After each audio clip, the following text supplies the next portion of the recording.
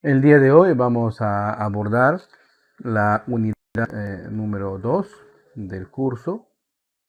Recordemos que la clase anterior hemos desarrollado todo lo referente a la unidad número 1 respecto a técnicas y métodos de aprendizaje, ¿no? Hemos visto esa diferencia marcada entre lo que son técnicas, métodos y también estrategias. Hoy día nos centraremos, resumidamente, obvio, en el aprendizaje, ¿no? Más que todo en el aprendizaje investigativo.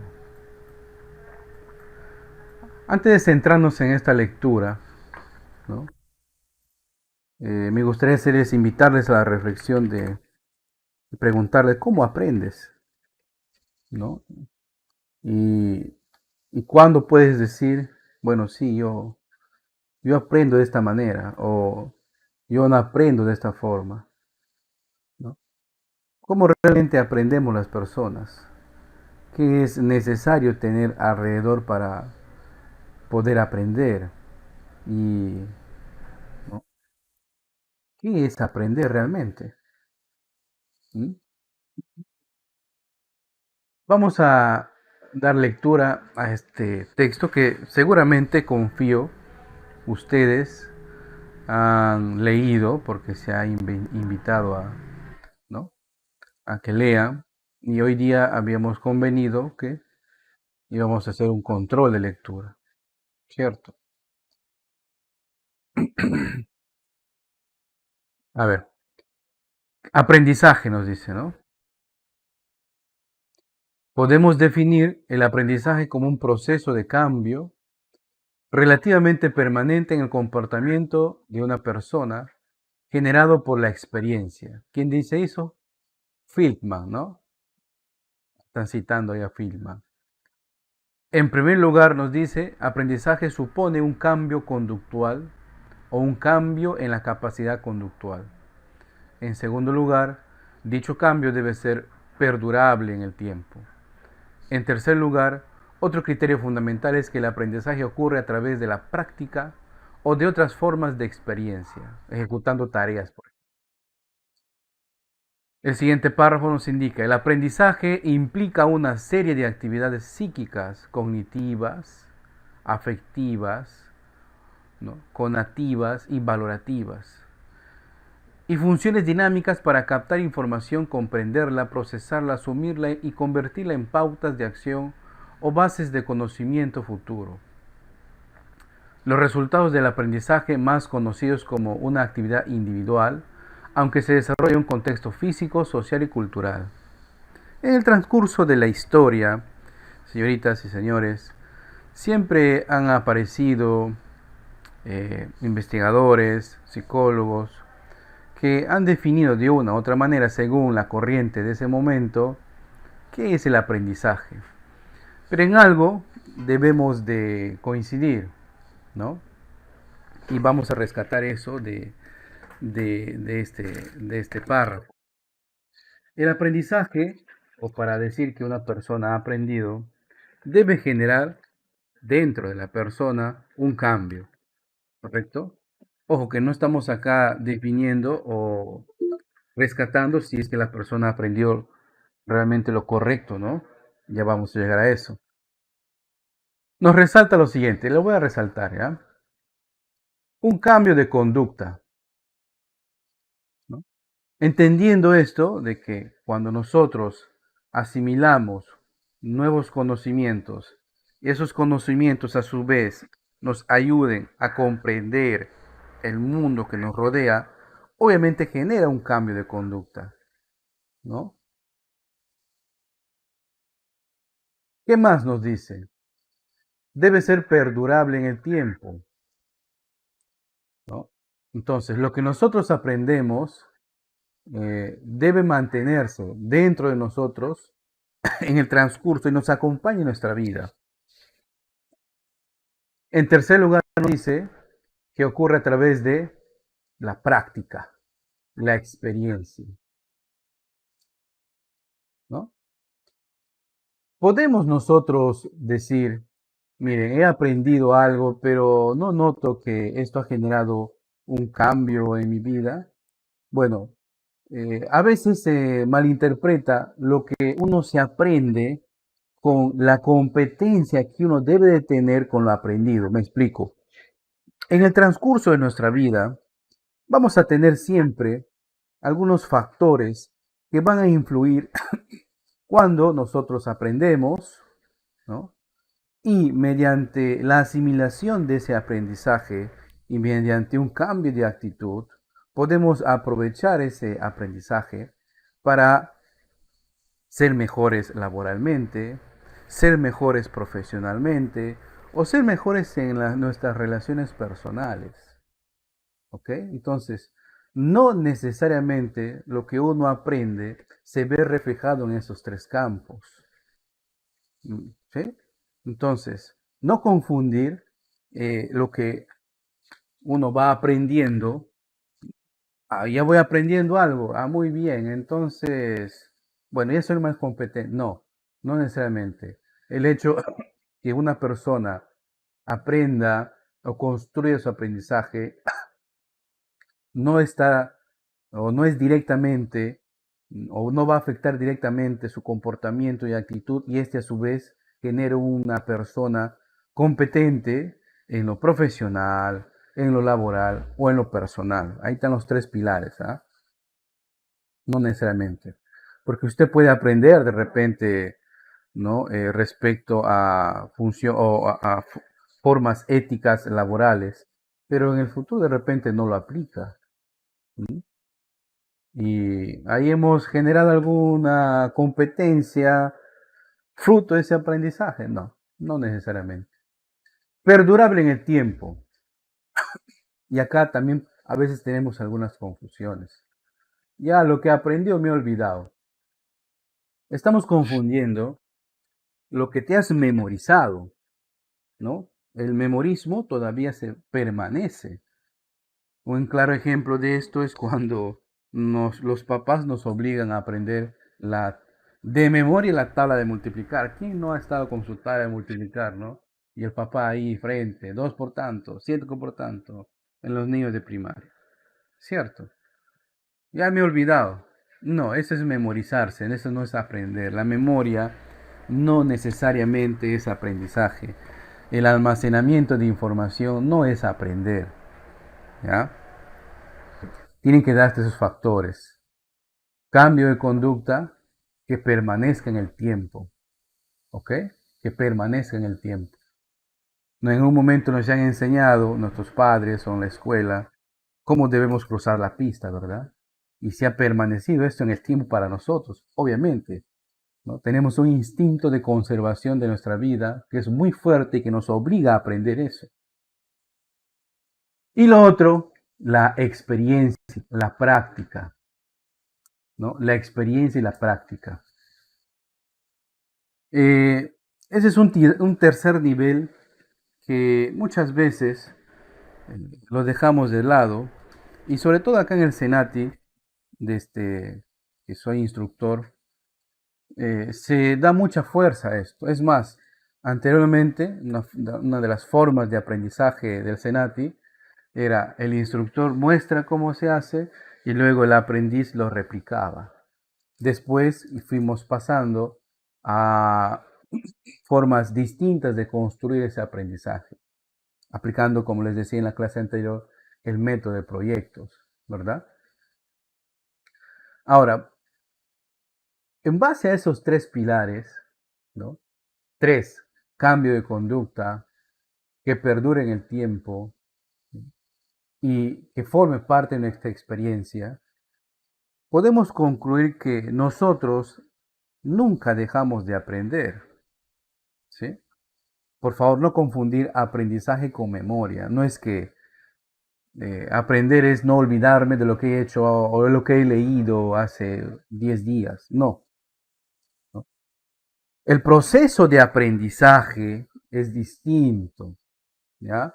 Podemos planificar un proceso de aprendizaje, ¿no? Si forma parte de educación formal, o sea, si estás matriculado en un curso, habrá una persona, un conjunto de personas que planifiquen las actividades, las estrategias, los métodos, ¿no?, que los alumnos van a seguir para construir ese aprendizaje. Pero también bajo un contexto de formación informal, o sea, ustedes pueden buscar información porque les interesa saber de algo y en base a esa información aprender, aplicarlo, ¿no? Y se va a quedar permanentemente en el tiempo. Va a mostrar usted un cambio de conducta.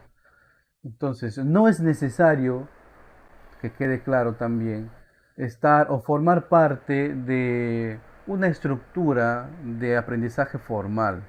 Cuando digo aprendizaje formal me refiero a la escuela, jardín de niños, secundaria, el instituto, un postdoctorado, una maestría. No, el aprendizaje también es informal.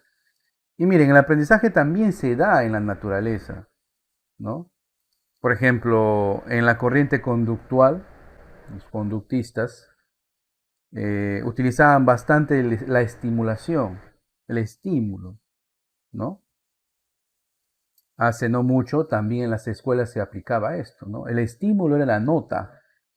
Si tú estudias y te memorizas la tabla, ¿no? Y si dices al pie de la letra con el punto y coma, tienes 20. Entonces, el premio era la nota, el castigo era la nota. No, ya no estamos en esa época. Ya desde a buen tiempo en el sistema educativo, lo que se busca, más que sembrar conocimiento sin sentido, es que los alumnos del sistema formal, los aprendices del Senati, para traer al contexto del Senati, interioricen ese aprendizaje y puedan ser competentes. Lo que se busca formar es personas profesionales competentes. ¿Competentes en qué sentido? ¿O bajo qué perspectiva? En la parte, no olviden, en la parte profesional, laboral y personal. Si uno de esos pilares se cae, eh, en este contexto de competencia, de constante competencia, constante información, si usted, por ejemplo, es profesionalmente una persona, un profesional técnico muy capaz, pero de repente no es competente en la parte digamos, personal, socioemocional, entonces no es capaz de agradecer alguna observación o cuando un personal en el trabajo o un colega en el trabajo te hace ver un error, de repente te molestas, tienes una actitud un poco negativa. Entonces, no se busca que los profesionales del futuro tengan esas falencias, ¿ok? Entonces, todo esto se orienta para que los futuros egresados de una formación profesional logren desarrollar o sepan a conciencia que en el mercado laboral, ya sea esto público o privado, una persona debe tener estos tres pilares. Puede ser un excelente profesional, pero también debe ser una excelente persona. O tratar de ser una excelente persona. Aprender todos los días a ser una excelente persona. Mucho de lo que se nota, por ejemplo, acá, y quizás por motivo de la pandemia, es que ahora a los jóvenes les cuesta a veces decir, bueno, me equivoqué, discúlpame, ¿no?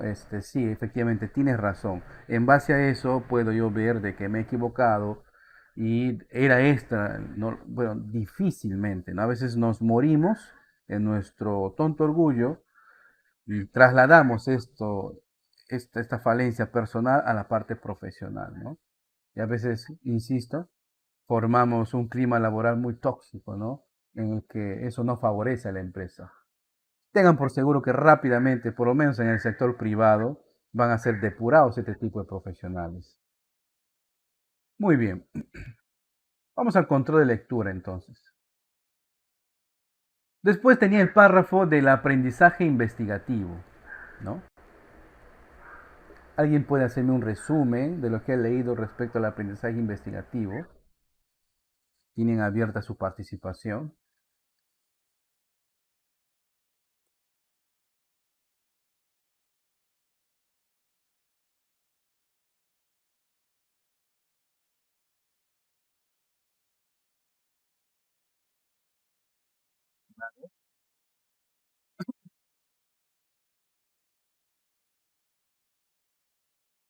Bien.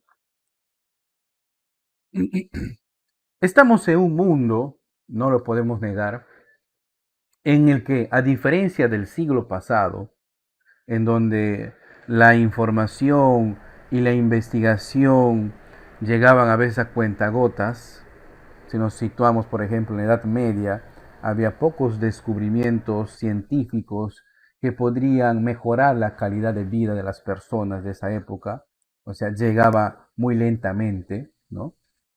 Ahora estamos en un contexto en el cual todos los días siempre hay algo que aprender o debemos de conocer, todos los días.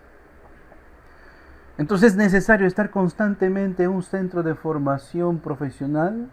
No. El profesional tiene que tener la competencia de poder aprender por sí mismo, de poder actualizarse por sí mismo.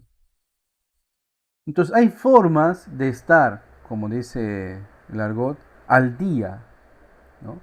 Si usted es un profesional, un mecánico electricista, un administrador, un guía, dependiendo de la carrera, entonces va a buscar cierto tipo de fuentes de información, ¿no? Muy aparte del hobby que tenga. Ahora, ¿cómo aprendo? Ya va a depender de la psiquis de cada persona.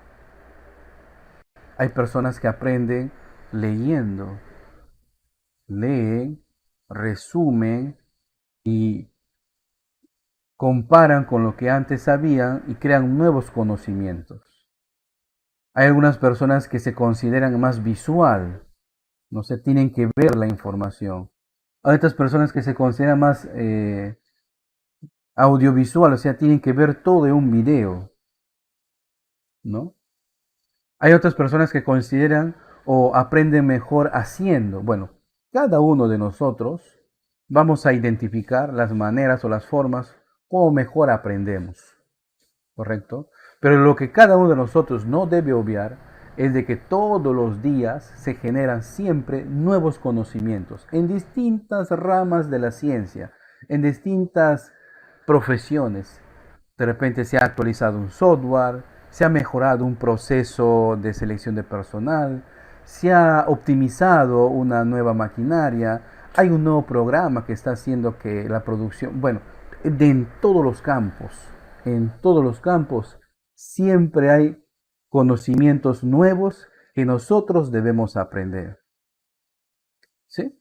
Entonces, cuando ustedes sean profesionales, incluso ahora, cuando ustedes son aprendices, debemos de buscar fuentes de información que sean pues que garanticen calidad. O sea, no vamos a googlear y vamos a leer la primera línea que encontremos, no. Siempre debemos buscar información que tenga relevancia y calidad.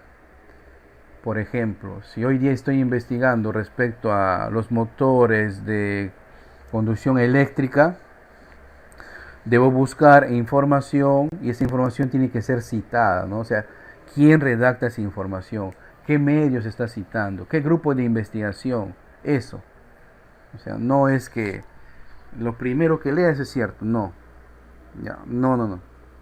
Ustedes, incluso ahorita hay foros en redes sociales de personas con intereses comunes. Si a mí me interesa conocer respecto a procesos logísticos, pues voy a buscar redes, ¿no? Donde constantemente se estén publicando información, paper, ¿no? De ese tema. Yo sé, he filtrado que ese grupo, esa red, ese foro, ¿no? Ese noticiero, siempre es muy escrupuloso en la información que publica. ¿Sí? Ahora, nada de esto tiene sentido si es que nosotros no tenemos una actitud, ojo, una actitud proactiva al aprendizaje. Si usted se ve forzosamente a leer, si usted se siente que forzosamente tiene que revisar cierta información, tengan por seguro de que no va a aprender, o va a aprender a medias, o va a aprender mal, que es lo peor de todo. Cuando uno aprende mal, o cuando nos enseñan mal, o cuando o creemos aprender algo de una manera que nosotros consideramos correcta y no es así, es más difícil desaprender esa palabra. Y nosotros, para poder adaptarnos a la realidad, debemos de estar en la capacidad de desaprender, de decir, mira, hace cierto tiempo yo aprendí que este proceso se hacía así, A, B, C, D, pero ahora con esta información resulta que no, lo estaba haciendo de una manera incorrecta. Debe ser A, C, B, A. Ah, muy bien. Entonces, hemos desaprendido, o sea, hemos aceptado que en su momento no he seguido las pautas correctas y luego con la nueva información que estamos recabando, estamos aprendiendo y adaptándonos. No debemos de insistir en el error. No es que yo a mí me han enseñado así, así se debe hacer. No, no insistan en el error. Muchas veces hay procesos que nos van a enseñar, hay formas que nos van a enseñar, hay técnicas que nos van a enseñar, que en su momento tiene común aceptación y es un estándar.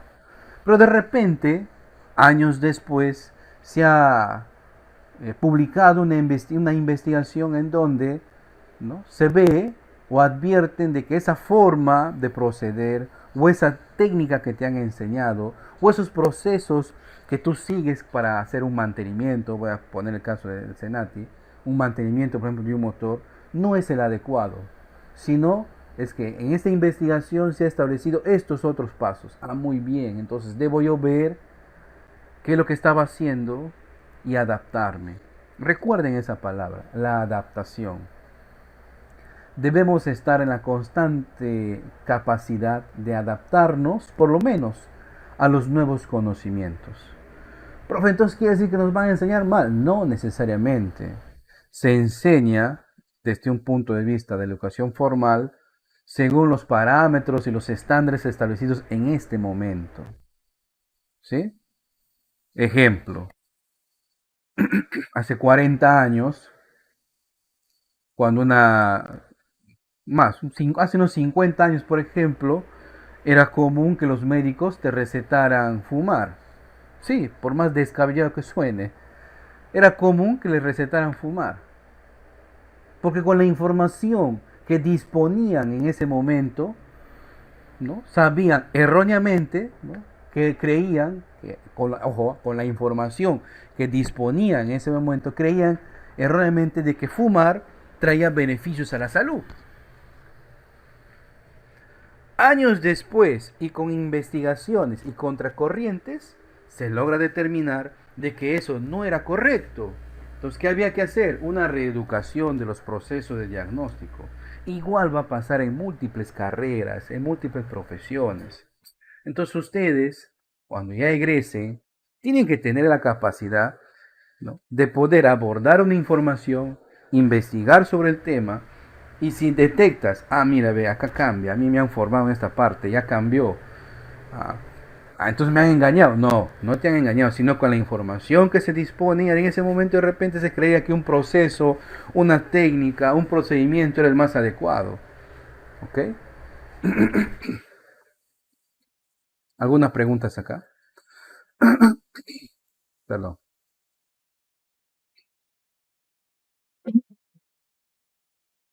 Miren, acá en este cuadro, en esta imagen, podemos ver, ¿no?, unos pasos básicos que nosotros podemos seguir para entrar al bucle investigativo. Bucle es una palabra que en nuestro idioma es un ciclo, lazo, que se repite indeterminadamente, ¿no? No confundir, por favor, datos con información. Ojo, ¿eh? No confundir datos con información. ¿A qué te refieres, profe? Miren, todo lo que ustedes lean respecto a un tema, entendiendo de que ustedes tienen interés por ese tema, porque si no les interesa, no tendrían la actitud suficiente y no van a aprender, nos estamos engañando. Partemos entonces del interés que tengan ustedes por aprender de un tema, de un caso, de un procedimiento, ¿no? Y podemos recabar datos. Con esos datos, dentro de nuestra estructura mental, generamos información. Un dato por sí solo no es información. Para que sea información tiene que ser previamente procesada, desde un factor humano procesado por nosotros, ¿no? Porque estamos obteniendo datos nuevos leyendo, escuchando, observando videos, viendo cómo el instructor nos muestra cuál es el procedimiento, cómo se debe hacer, cuál es el paso a paso. Son datos. En nuestra estructura mental, esos datos se unen y ya dentro de nuestra psiquis formamos información. Esa información ya es el conjunto procesado de todos los datos. Ahí radica el proceso, el proceso delicado, porque si nosotros interpretamos mal los datos, podemos construir información incorrecta y en base a esa información aprendemos de una manera incorrecta. ¿Sí? Entonces, cuando acá mostramos información, tener en cuenta que esta información ya ha llegado a nosotros porque ha sido procesada. ¿Ok? ¿Y cómo se procesa esa información? Mediante una suma de datos. Para obtener esa información, seguramente ustedes han planificado cómo hacerlo. Bueno, anteriormente, ¿no? Bueno, voy a la biblioteca, voy a hacer una búsqueda de mis libros, de estos temas, voy a sentarme y voy a llenar unas fichas con las ideas más relevantes, apuntando de qué autores estoy sacando eso. Es en la generación pasada. Ahora, como ustedes sabrán, pocos ya son los que visitan bibliotecas físicamente. Es más, las bibliotecas ya se han virtualizado y sin la necesidad de salir de casa, nosotros podemos acceder a esta información, estando suscritos a base de datos, incluso googleando podemos tener a mucha información, es pública la información. Entonces debemos planificar cómo vamos a obtener la información, los datos. De repente viendo videos, perdón, escuchando podcasts, audios o escuchando entrevistas, ¿no? Entonces hay que planificarnos. Hay muchas formas de obtener o recabar datos. Hay muchas formas. Dentro de esas muchas formas, nosotros debemos decidir cuál de ellas debemos tomar. Porque si tenemos 1000 fuentes de información, no voy a coger las 1000, ¿verdad? Debo tomar las más relevantes, las que más se adapten a mi objetivo, de lo que yo quiero aprender. Perdón. Una vez elegido, ojo, una vez elegido, planificado y decidido, pasamos pues a realizar ese procedimiento, ese proceso. ¿Cómo, profe? Bueno, tenemos que tener la capacidad nosotros de resumir toda esa cantidad de información. ¿Y cómo lo resumo? Bueno, hay algunas técnicas como tener un cuaderno de apuntes donde resalten las ideas principales. Bueno, estoy hablando de mi generación. Ahora podemos tener aplicativos que un texto tú lo puedas seleccionar las ideas principales, ¿no? O prepararte un video resumen, un audio resumen, ¿cierto? Juntas todo ese conjunto, ese paquete de datos, ¿no? Y vamos controlando, pues, ¿no? En un cierto momento, bien, llegamos a un punto en el cual he recabado mucha información y controlamos. Esta información, estos datos que estoy procesando, eh, cumplen el objetivo inicial que tenía, o sea, recabar y aprender sobre, vamos a poner, un procedimiento, sobre una técnica, yendo acá en el Senati sobre, por ejemplo, el procedimiento para poder, no sé, ensamblar un motor o para dar un mantenimiento preventivo, ¿no? Entonces, no me sirve esta información. Ah, muy bien. Si no me sirve, entonces regreso, ¿no? Regreso a mis fuentes. Me sirve esta información. Muy bien, hacemos la valoración, ¿ya? Hacemos esta valoración. Esta información que hemos obtenido, producto de todo ese procedimiento anteriormente que se ha explicado, ¿Genera nuevos conocimientos o es más de lo mismo? Ah, no, es más de lo mismo. Ah, muy bien, lo dejamos ahí. No, sí, genera nuevo conocimiento. Ah, muy bien, entonces hay que aprender, ¿no? Entonces aprendemos nuevas técnicas, aprendemos nuevos procedimientos, aprendemos nuevas formas de resolver problemas, etcétera. Dependiendo, ojo, me estoy tratando de adaptar a las distintas disciplinas que pueden estar acá presentes. Cada uno de nosotros podemos pertenecer a distintas escuelas y estando en la misma escuela también podemos pertenecer a distintas carreras. ¿Ok? Profe, ¿este procedimiento se tiene que seguir a rajatabla? No necesariamente, ojo, no necesariamente. Cuando nos despierta el interés por algo, vamos a estar buscando información y en base a esa información construimos nuestro aprendizaje. ¿Sí? No es que, ojo, no es que mentalmente, a ver, estoy en la etapa de la planificación, estoy en la etapa de decidir. No, es algo bien simple. Cuando hay interés, cuando estamos motivados por aprender y conocer de algo, ¿sí? Implícitamente, sin saberlo, vas a ejecutar estos pasos. ¿Por qué? Porque vas a buscar información, vas a leer, vas a escuchar, vas a ver, y en base a esa información vas a conocer si valió la pena investigar, y si es así, construyes nuevo aprendizaje. Si no es así, bueno, te ha servido para... Perdón, me va a disculpar que estoy en un proceso gripal terrible. Va a servir para futuras investigaciones. El profesional de ahora tiene que estar constantemente investigando, actualizándose, ¿ya? Necesariamente. Porque lo que hemos aprendido en el centro formal, ¿no? ¿A qué me refiero al centro formal? Lo que hemos aprendido en el instituto, en la escuela, ¿sí? Requiere pues que se esté actualizando.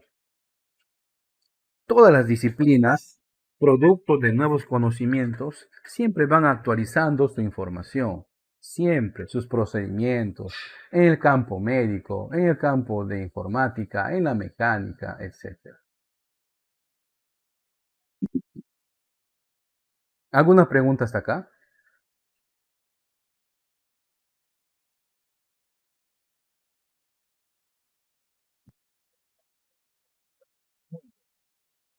Con este resumen, señores, vamos a desarrollar ya la actividad entregable 1.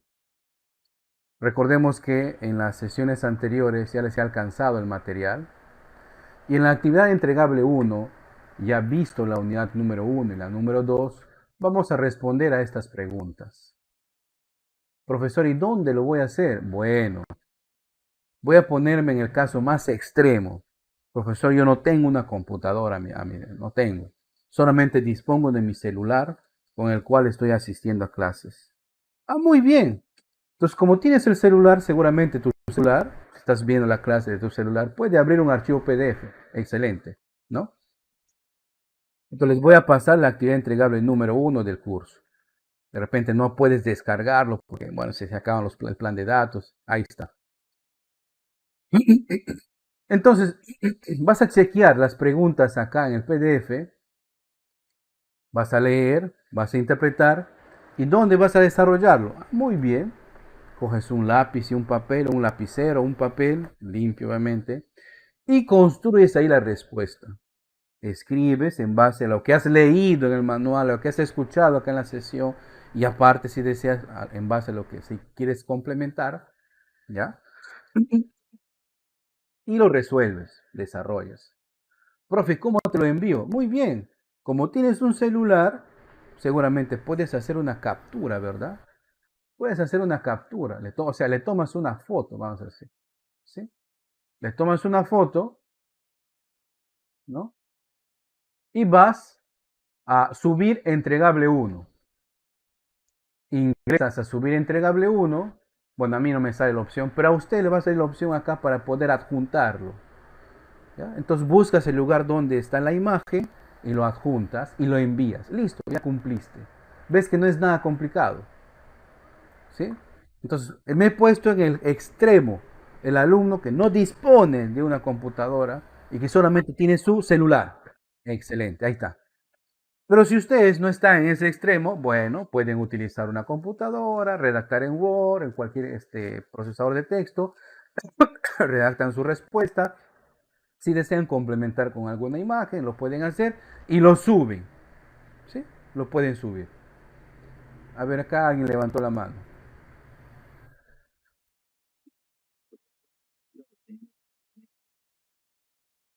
Sí, justamente estamos tratando eso. Estoy yendo caso por caso. ¿Ah? Primero estoy explicando el más extremo, que no tiene, no tiene la computadora, o sea, no tiene dónde procesar el texto.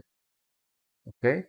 Pero si ustedes tienen, pues lo pueden hacer ahí, pueden subirlo como archivo en Word, como archivo PDF, pueden enriquecer su trabajo como un archivo en PowerPoint, se pueden lucir, ¿no? Pero el caso más extremo ya he dicho, ¿no? Hay maneras de cómo cumplir con la actividad. Sí, nuevamente has levantado la mano, sí te escucho.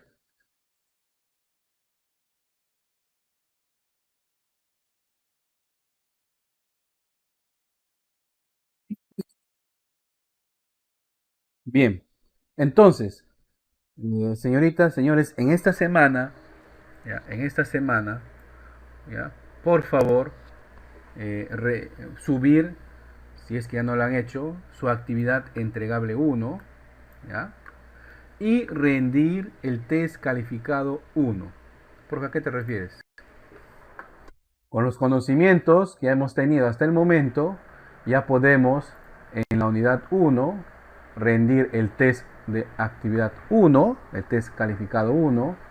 En la unidad 2 rendir el test calificado 2.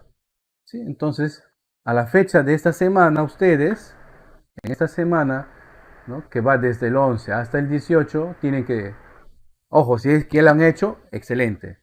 Pero todavía los que no lo hacen, subir su actividad entregable uno, rendir el test calificable uno, o sea, de la unidad uno y de la unidad 2. Veo que varios compañeros ya lo han hecho, les felicito. Incluso hay algunos que lo han terminado, les felicito. Pero vamos con el proceso regular.